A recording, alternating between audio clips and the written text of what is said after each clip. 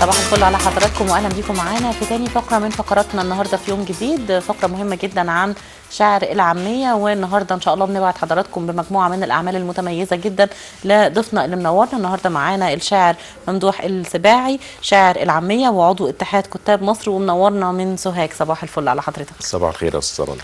استاذ ممدوح، في البدايه طبعا مجموعه من الاعمال الكتير المختلفه الحلوه الجميله القريبه من الناس، لان دايما شعر العاميه بيكون الاقرب لقلوب القراء كمان طبعا. وهنبدا مع اخر ديوان لحضرتك وهو بيحمل اسم يا شمس يلا هلي. ده كان حضرتك في 2013. يعني حسينا انه الدنيا كده في مصر في ناس تشائمت كتير وكده، فاحنا قلنا يا شمس في بقى يعني جرعه من التفاؤل والامل بشكل بنطلب كبير. التفاؤل ونطلب نعم. انا حابب بس ابدا مع حضرتك الكلمه العاميه هي اللي بتوصل للناس بسرعه. صحيح. اللي يعني المتلقي بيسعد بيها صحيح. وبعدين انا كراجل صعيدي وعايش في مجتمع صعيدي حتى، يعني طبعا عامل شغل او الزي والجلابيه ده مطلب جماهيري في البلد. يعني انت كفايه رحت كذا مره بنطلون وقميص، لا خلينا كده. تحياتنا لاهالي الصعيد، يعني اهالينا كلنا ومن سوهاج كمان. ربنا يخليك. الحاجه الاهم من كده يا استاذه رنا ان نظره الناس اللي هم القاهريين واحنا اللي نعتب عليهم يعني من زمان، حضرتك تسمع النكت اللي بيقولوها على الصعايده وكده، فاحنا عايزين نغير النظره دي. يا ريت احنا في 2016 داخلين على 2017 عايزين نغير، لانك تحت الجلابيه دي يا استاذه رنا هتلاقي المستشار وهتلاقي الوزير طبعا. وهتلاقي الدكتور طبعا. وهتلاقي المدرس وهتلاقي المحامي وهتلاقي المثقف، رجل الاعمال الناجح كمان. يعني الحاجات اللي في القاهره في اسكندريه كلها مشاريع ناجحه بايد وفضل الصعايده، ومش هكون متحيز لو قلت بايد السوهاجيين بالذات اللي هي محافظتي اللي انا بسعد وبعتز وبفتخر بيها. نعم. طيب نبدا بايه مع حضرتك؟ تعريف كده سريع او قصيده قريبه من قلب استاذ ممدوح. هو طالما جبنا سيره سوهاج طبعا الحبيبه، فلازم اقول يعني انا سوهاجي. اتفضل. فبقول انا سوهاجي،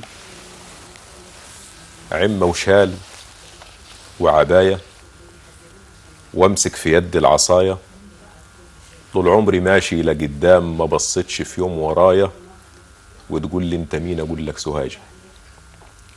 كلمة الحق اقولها لو كنت انا المحقوق، وبكلمتي ابيع انا واشتري في السوق كرامة زخري وراس مالي، من مال الحلال بصرف على عيالي. قالوا زمان في المثل من غير ما تروح ولا تاجي، خد لك في الدنيا صاحب سوهاجي، وانا سوهاجي.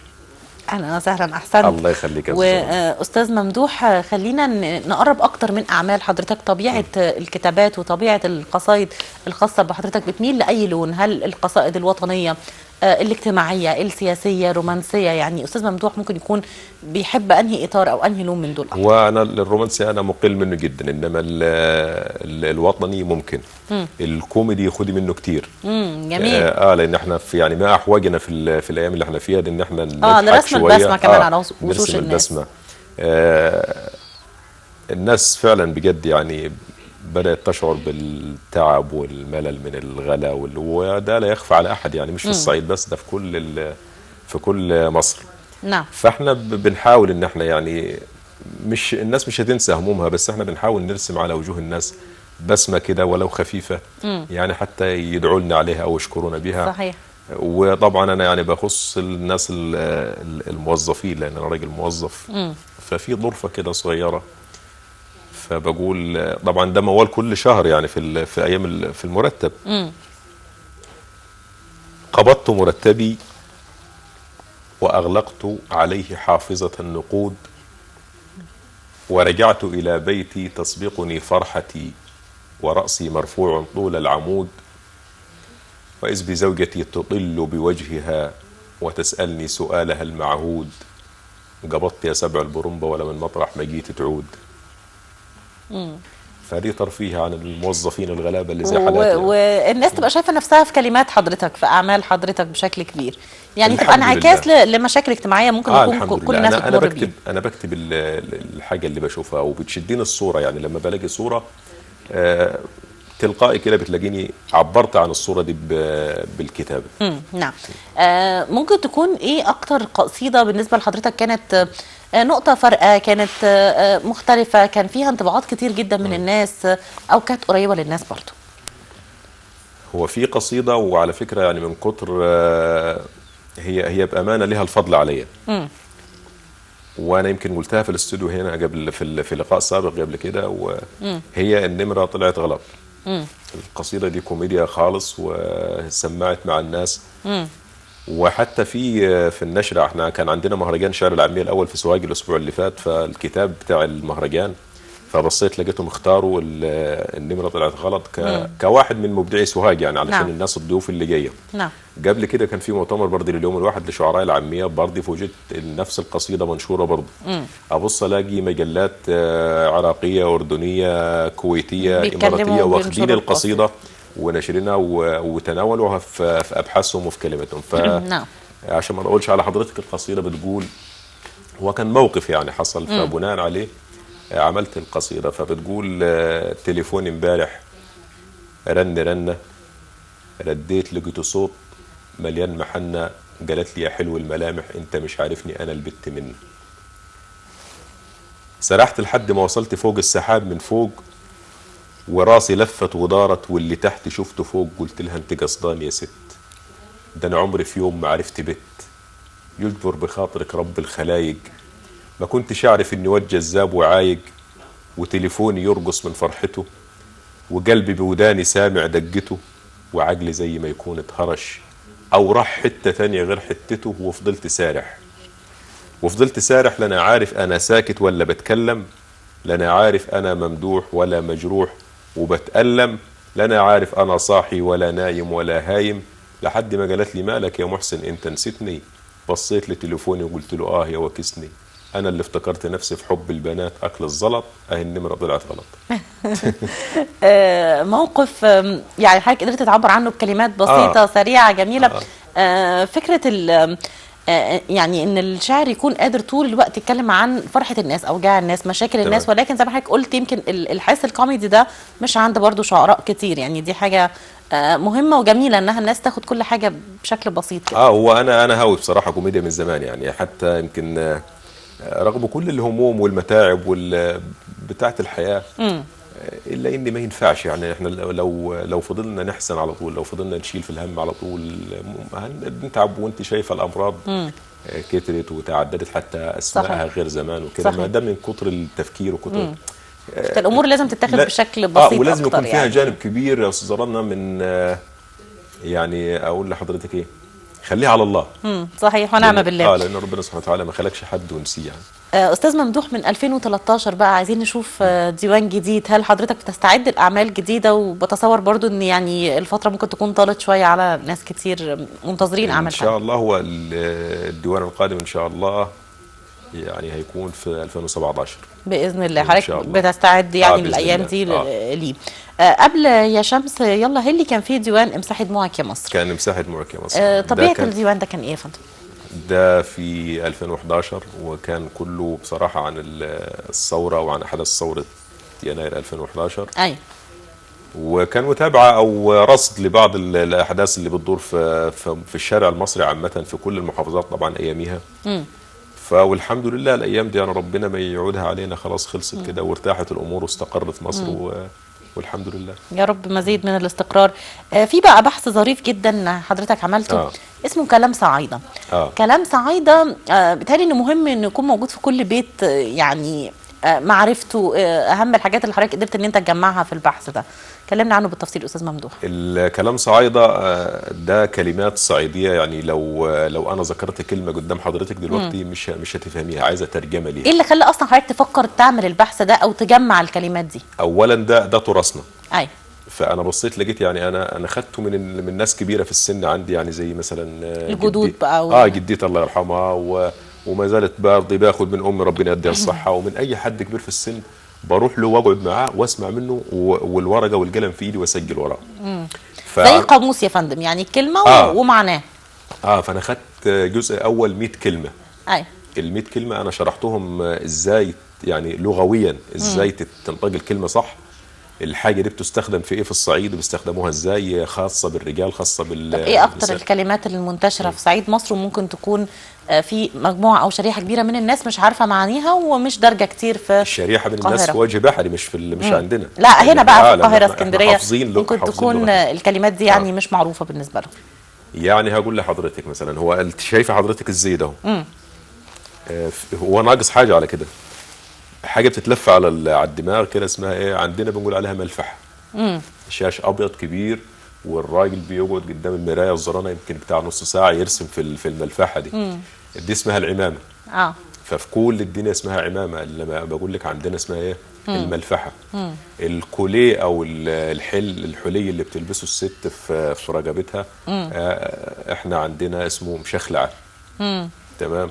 في كلمه كردان دي، وكلمه كردان متداوله شويه يعني دي معروفه يمكن بشكل كبير، انما كلمه مشخلعه دي عندنا بتهيألي بس يعني حضرتك ما سمعتهاش قبل كده صح؟ ايوه صحيح. فدي هي نفس الكوليه او المشخلعه. في حضرتك جمعت كام كلمه يا فندم؟ 100 كلمه؟ 100 كلمه ده بحث، ده جزء اول وشغال في الجزء الثاني ان شاء الله ربنا يكرمنا ويطلع للنور. بس الجزء الثاني عباره عن جمل طويله بقى. جمل طويله. نعم. زي منها واخده مثلا فن العدوده اللي احنا مشهورين بيه في العديد بتاع العزا لما يكون في ميت وكده يعني. واخد جزء برضه شتايم، كانت شتايم كوميديه جدا يعني. انا اتذكر الستات الكبيره كانت بتشتم ولادها كده شتمه حنينه وحلوه، وتقول له روح جاك سقطري. السقطري دي يا استاذه رنا لغايه النهارده انا عندي 42 سنه ما اعرفش ايه معناها.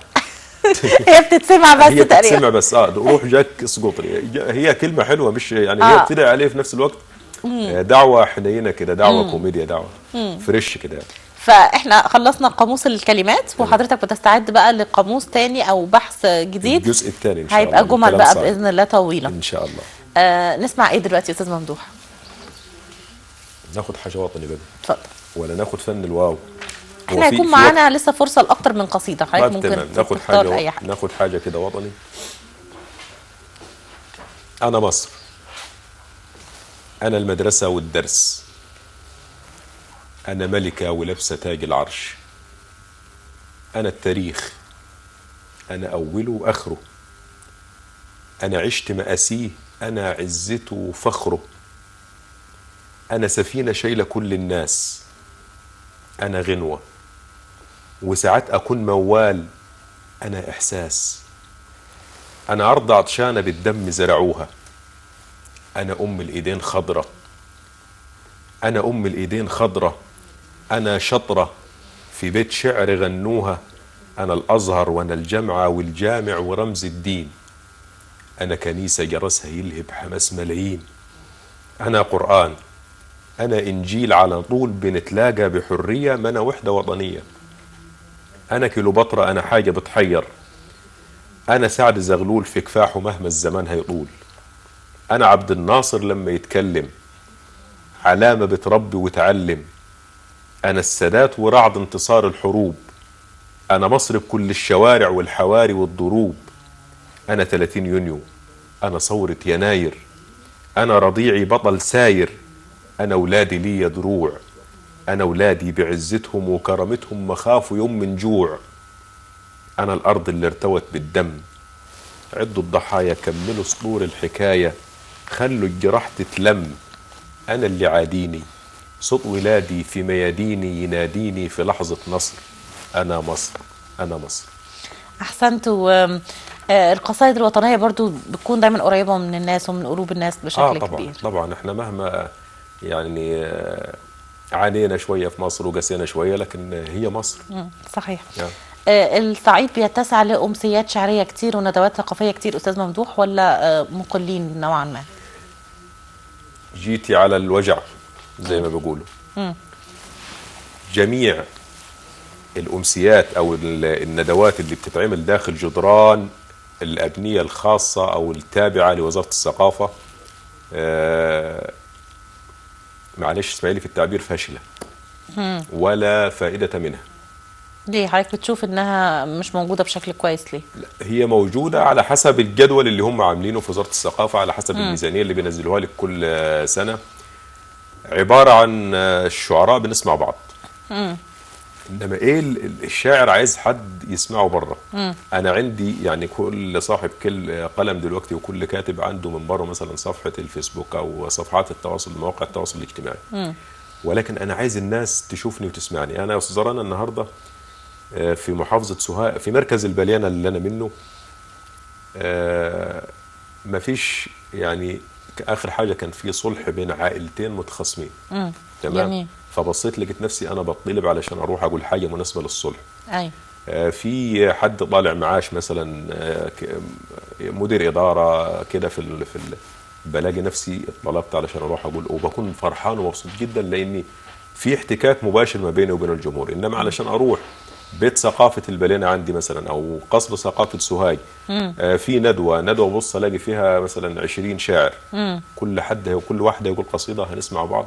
فانا يعني اعتزلت بس دي ثقافه الحضور دي يا فندم ممكن تكون يعني قصور مننا احنا كناس، يعني تمام. ان احنا لازم نكون عندنا ثقافه ان احنا عايزين نسمع وعايزين نستوعب ونشوف فكر جديد ونشوف اعمال جديده. دي مشكله خارجه من البيت المصري يعني. بس هي الحاجات الخارجيه او الحفلات او الامسيات او الندوات الخارجيه بيكون فيها تجمع بصراحه اكبر وكده يعني. فعلشان كده انا بعدت يمكن بنسبه 70-80% عن الندوات الثقافيه والامسيات الشعريه اللي هي داخل بيوت الثقافه وكده. انما بره في مؤتمرات خارجيه بره.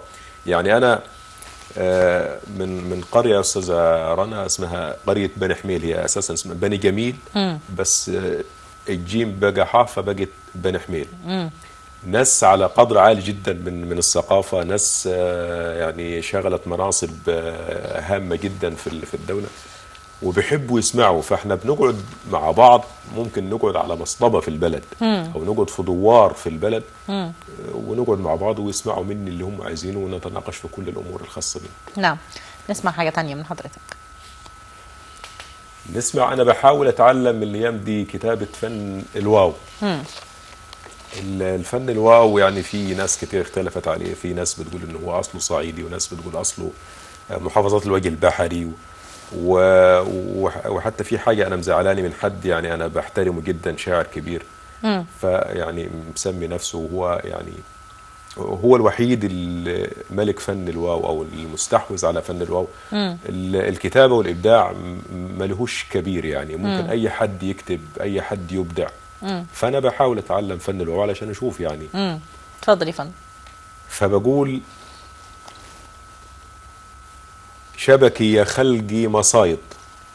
الشبك اللي هو شبك الصيد يا أستاذ. شبكي يا خلق مصايد والحظ قافل ببانه، يا ما نصب لي مصايد سبع ومكشر نبانه. شبكي يا خلق مقطوع والسمك فيه مراسي، يعني السمك مش راسي فيه. شبكي يا خلق مقطوع والسمك فيه مراسي والعشق لي ممنوع مع اني عاقل وراسي. وجع ساعة ولا كل ساعة والجرح كترة ألامه، صاحبي عمل بجرحي إذاعة ولا حد من الخلق لامه. اللي هو الصاحب اللي يعني ما بيحافظش على السر. دنيا وفيها العجايب سبحان ربك خلقها، ناس تفرح لك في المصايب وناس تبيع لك خلقها. خلقها الثاني اللي هي الهدوم اللي لابساها يعني. برضي على الحاجات اللي هي الخفيفة الكوميديا برضو. في فترة من فترات حسيت ان الكذب انتشر وكتر جو في مصر. فبقول كذب على كذبة والكذابين كتار. كذاب تشوفه وكذاب تسمع له احلى حوار. الكذابين خلي بالك بيقولوا كلامهم حلو يعني. كذب على كذبة والكذابين اصناف. كذاب تضحك له لما يحكي لك وانت عارف انه لا سمع ولا شاف. كذاب يذلك وكذاب يشلك وكذاب يقول لك حرف الالف بيجي كاف. ده هم بيبقوا عارفين نفسهم، بس دي شكلها كانت رساله دي يا استاذ ممدوح. طبعا. شكلها كانت رساله موجهه لحد. هي لحد كده. انا بقول لك يعني شكلها رساله موجهه لحد. طيب السوشيال ميديا لعبت دور كبير في حياتنا فعلا، ومواقع التواصل الاجتماعي والصفحات الخاصه بكل الادباء والشعراء كان ليها دور كبير في التقارب اللي حصل بين الكاتب والشاعر وبين القراء والجمهور. الى اي مدى كانت مفيده من وجهه نظر حضرتك، وايه مساوئها؟ برضو بعض الناس بتشوف ان بيخافوا الاعمال تتسرق، القصايد افكارها تتسرق وهكذا. هو اولا النمره طلعت غلط اللي انا سمعتها لحضرتك دي مسروقه، ورغم ان انا واخد بيها رقم ايداع من دار الكتب ومسروقه، وبدور على واللي غيظك ان اللي سارقها حاططها زي ما هي، حاططها زي ما هي، فيها اسمي، في حتى واحد معلق له فبيقول له يا اخي ده انت حرامي خايب. ده الراجل كاتب فيها اسمه جوه، بيقول لا انا عارف انا ممدوح ولا مجروح، طب انت اسمك فلان مثلا، مش هيجيب اسمه يعني. تمام.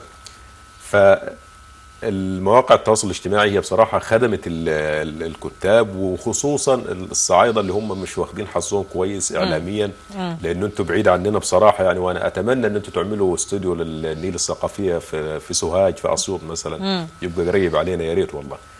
قناة طيبة بتاعت أسوان، في أسوان بيننا وبينهم بتاع 400 كيلو.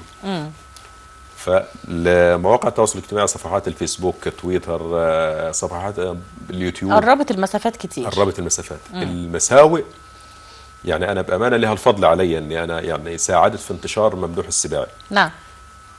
المساوئ انك تلاقي صفحات لا عد ولا حصر لها الشاعر فلان، الشاعره فلان.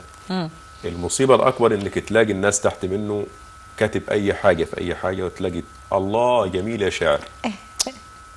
فطبعا ده ضيع او قلل من هيبه الكتاب الحقيقيين زي حضرتكم ما بتعانوا. وانا كنت شايف حاجه منشوره برضه بخصوص الاعلاميين. اي حد النهارده تلاقيه صحفي او اعلامي. نعم. طبعا دي طبعا يعني الكاتب او صاحب هي دي بقت مشكله في كل المجالات زي ما حضرتك تفضلت وقلت، يعني فكره ينفعش الانتشار، او ان اي حد بيقول لنفسه اللقب اللي هو عايزه وبيكتب اللي هو عايزه، دي مشكله كبيره. ونفضل برضو نواسي نفسنا بجمله ان الاحسن هو اللي هيستمر يعني. لا شك ان الاحسن والافضل هو اللي بيفرض نفسه على الساحه طبعا. مظبوط. تمام. خليني اعرف، المراه واخده قد ايه من كتابات حضرتك استاذ ممدوح؟ مش واخده حاجه خالص. ليه كده؟ طب بس ينفع يعني، اكيد المدام بتشوفنا، واكيد ناس كتير بتشوفنا. وهو انا يعني ما اعرفش ليه انا يعني مقل من كتابه المراه. حتى فتره الشباب وفتره الجامعه انا بكتب من فتره اعدادي تقريبا، فما حاولتش ان انا اتطرق زرنا للموضوع ده خالص. وما اعرفش ايه السبب، لاني انا يعني تربيت في بيت واخد الامور جد شويه. ما يعني العمل ايام الدراسه دراسه، ايام العمل عمل، فما فيش وقت ان انت يعني ان انا اتغزل ولا اكتب في واحده وكده يعني. هي موضوع منا ده يعني جاء مصادفه، جاء بالصدفه. جاء بالصدفه، وجاء وانا سن كبير كده يعني. فهو الموقف طبعا انا يعني الموقف عجبني، فرض نفسه يعني على حضرتك. الاستاذه ساميه كان في لقاء سابق قبل كده، فورطتني مع المدام. انا كنت عامل حاجه كده يعني كوميديا، فاحنا ذكرناها بره، فجينا هنا وفضحت طبعا. بس ضروري المرأة تاخد نصيب من اعمال وكتابات حضرتك برضو، ولو جزء من الديوان، يعني كام قصيدة كده داخل الديوان. وانا ما عنديش يعني ما عنديش المرأة طبعا امي دي ليها معزة خاصة. اما الزوجة فدي طبعا يعني قصة كفاح وقصة حب طبعا طويلة من 94 او 95. فانا من النوع اللي هو يعني ما بحب، انا بعبر بالفعل. افعال اكتر من الكلام. افعال اكتر من الكلام. لان الكلام احنا عدينا المرحله دي يعني. طب نختم بقى بحاجه حلوه من حاجات حضرتك، نختم بيها الفقره كلها، تكون ايه؟ طيب نختم بحاجه. انا شايف يعني انه برضه الناس بدات تنفر من بعضها وتحقد على بعضها وتكره بعضها حتى من غير اسباب. في كل المجتمعات على فكره، مش في القاهره بس ولا في الصعيد بس، في كل مكان. فيا ريت يا رب دايما ان شاء الله يجمع الناس على بعض تاني، والناس تحب بعض زي ما كنا يعني. اللهم امين. فبقول يا رب دايما تجمعنا ولا تفرقناش. ده احنا عن بعضنا ابدا ما نستغناش. انا بحب كل الناس وافرح لما نكون شلة، وبحب كل الناس في الكترة، وازعل لو نكون جلة، وبحب كل الناس وماليش مصالح، بالحب هنلاقي شجر الخير في أرضنا طارح، فاكر يا عبصبور زبدية الطبيخ لما كانت على البلد بتدور، فاكر يا عبصبور الحب اللي كان من غير دش ولا فش، من غير مية ومن غير نور، فاكر يا عبصبور رغم الجهل كنا بنفهم، كنا بنقرا اللي ما بين السطور، رغم الفجر وهدمة الكستور، لكن كنت يا واد غندور، فاكر يا عبصبور زرعتنا لما كانت تطرح من غير بذور، فاكر يا عبصبور قعدة الرجالة وكلمتنا كانت كما الدستور، فاكر يا عبصبور لما كنا نتخاصم كنا في ساعتها نتصالح من غير لا عمدة ولا ضابط ولا مأمور، فاكر يا عبصبور لما كنا نشخط في العيال والعيل يقول حاضر وشه كله فرح وسرور، عشنا وشفنا يا عبصبور زمن الفيس وتويتر، وأمراضنا كترت ولا يقدر عليها ولا ميت دكتور، الزمن ده مش زمننا يا ولد أبوي، تعال بينا نرحل ونلم الدور. فيها معاني كتير حلوة، ويعني في النهاية حضرتك عايز تقول رسالة مهمة جدا، وهي فكرة ان الناس كلها تتحد مع بعض طول الوقت. وهي من باب فذكر على الحاجات اللي كنا، انا يعني عشت الحاجات دي وانا صغير اللي يطبخ في الشارع يا استاذه رنا كان يوزع للجيران، يوزع الكلام ده افتقدناه بامانه طبعًا. حتى في الصعيد طبعا اللي رغم الكرم ورغم، وخلي بالك رغم ان احنا بنقول الغلا ومصر بتعاني وكده، انما الصعيد ان شاء الله احنا ما بنحبش نشتكي، ولكن في شكوى يعني، ودي امانه انا محمل بيها من الصعيد لسياده الرئيس عبد الفتاح السيسي، حل لموضوع الغلاء. الناس فعلا تعبت. انا لما ابرم والف في محافظه سوهاج على كيلو سكر يا استاذه رنا وما لاقيهوش، سوهاج فيها مصنع سكر وما لاقيش كيلو السكر، يبقى كده في حاجه غلط. فدي مناشده لابو المصريين سياده المشير عبد الفتاح السيسي رئيس الجمهوريه، شوف لنا حل في موضوع الغلاء، الله يبارك لك. يا رب كل الخير وكل الاستقرار الفتره اللي جايه لكل شعب مصر الكريم. نورتنا يا استاذ ممدوح، مزيد من الاعمال الناجحه باذن الله الفتره اللي جايه، كمان منتظرين الديوان الجديد، وتحياتنا طبعا لاهل سوهاج الكرام. بشكرك جدا جدا، شكرا لوجودك يا فندم. مشاهدينا مستمرين مع حضراتكم بعد الفاصل، خليكم معانا، واخر فقره من فقرات يوم جديد تزعم هنكون مع حضراتكم بعد فاصل صغير جدا.